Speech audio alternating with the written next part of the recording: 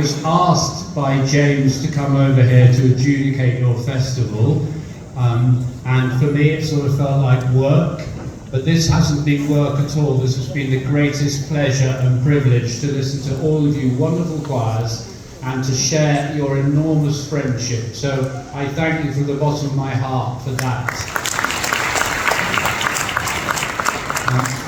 In England, we are blessed and very used to high standard of choral singing. I myself, when I was a little boy, if you can believe that, I was acquired by St Paul's Cathedral in London. And later on, I went to be the director of music at Salisbury Cathedral with the tallest spire. So I spent my life training choirs. And so to come here and see the standard of singing that I've heard in the last 3 days has been absolutely amazing. And what I think I've been particularly impressed about is the fact there have been lots of young people singing as well, which has been absolutely wonderful. There were 2 or 3 young children singing that I was absolutely enchanted by. They knew every word, and it was brilliant to watch. And it was also wonderful to see all the smiling faces of all the singers, and to sing from your heart. Was it St Augustine who said, "He who sings prays twice"? And I think that's very true, and often I believe that, as the Bishop said, music can sometimes lift our spirits to a really heavenly place, and sometimes music can do what words can't do. So thank you all so much for all the wonderful singing that I've experienced over the last 3 days. But sadly, I also have to make some judgments. But again, I do want to echo what the Bishop said, because I really believe that everybody who came today, yesterday and the day before, is a winner. You are all winners. You all do wonderful things. You truly do. And I don't know about you, but every time I go somewhere, wherever in the world, to experience music, it's an international language. And I hear other choirs and I'm inspired. And I hope each of your choirs will be inspired to go back to your own diocese, your own church, and sing just that little bit better for the Lord, because you've been inspired by this wonderful festival this weekend. So I pray that that will happen for all of you. So you are all winners. I wanted to just make 1 or 2 comments, general comments, if it helped at all, just on the things that we've done today. Let me think, where do we start? We started with the Psalms, and again the Bishop said that not many people sing Psalms.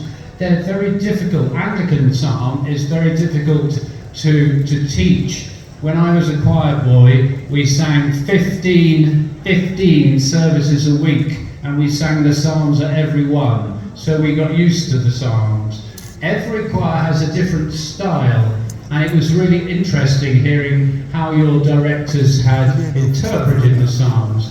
I think I would want to say, if I was teaching you, that think about a natural speech rhythm, read the Psalm through, think about the text, think about the meaning of the words, then the music is subsidiary to that. You get used to it. It was quite interesting that some of the choirs had a particular sort of stylistic way of singing. You stopped on a certain syllable and then moved on, which was very disciplined, but I felt sometimes it just sort of interrupted the line a little bit. So maybe just consider the speech rhythm, read it through as a choir together.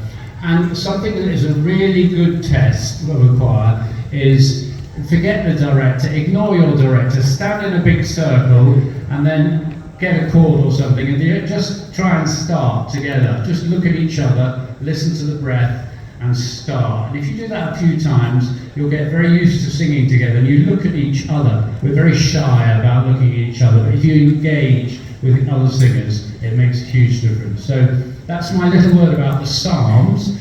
Handel, at the end, gosh, goodness me, I had some absolutely fantastic performances of Handel. I had 35 performances of it, and I'm still not tired of it. What I would say, there are a couple of things that generally you need to think about. One was the sort of lightness of texture and all the quaver movement. that you just keep it really light. You've got a melody in the chorale which needs to come through, and sometimes the people singing the melody had to struggle a bit to get through because the quaver movement was quite loud. So just think about that, and also not clipping some of the ends of the phrases. Some of you were very keen to get on to the next bit, and if you clip a phrase, the chances are the next phrase is going to the next phrase is going to speed up a bit, and one or two of the choirs did suffer a little bit from just rushing ahead very slightly, so take care there.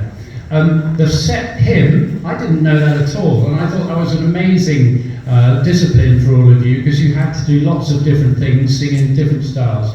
The thing that got me every single time, and I was looking, and I think it got some of you as well, was the bit where the tenors and the basses sang really quietly, almost whispering, and nearly every single choir got that so perfectly right. That was very, very beautiful indeed.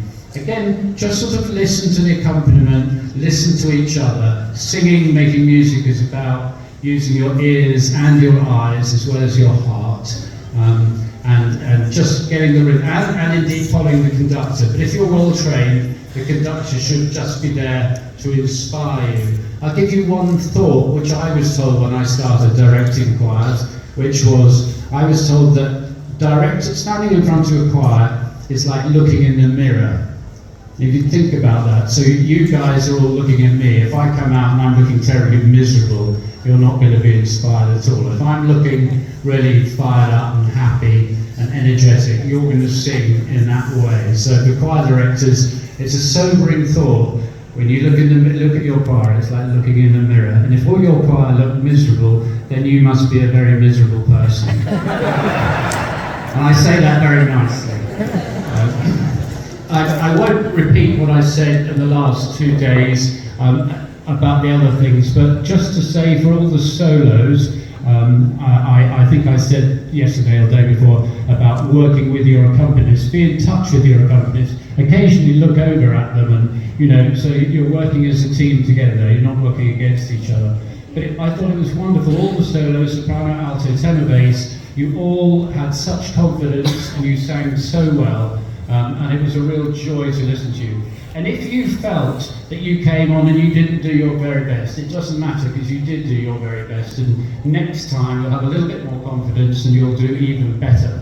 So thank you for that. The trio, the quartet and the duets all work very well. Again, just sort of communicate with your colleagues, and particularly I think sometimes if you've got 3 or 4 of you, just look at each other, think how you're standing. Don't necessarily just stand in a straight line, because you want to look at each other, you want to be able to hear each other as well.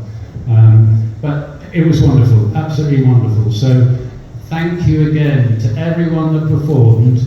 And now I'm going to have to tell you who won, aren't I? Really was my friend. So would you just come here and hold my hand? So shall I just start here? Actually, would you mind reading them out? Because I'll be terrible at the names. So, soprano solo, the winner. So these are just the top one. So the winner of the soprano solo was Mary Mountain.